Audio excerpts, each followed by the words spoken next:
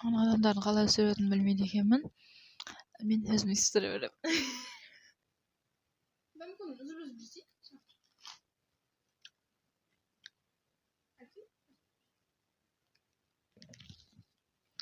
Достар, мен қазір ана үзіп алайын, сосын жейтін боламын. Достар, мен ана сындырып келген болатынмын, вот көріп тұрсыздар ма?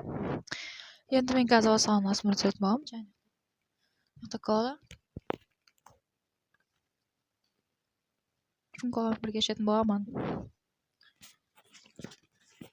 Мен енді бұны асмрды бірінші түсіп тұрмын, сіз ертең айтып беріңіздер. Если бір қате жүріп жатсам. Енді бастаймыз.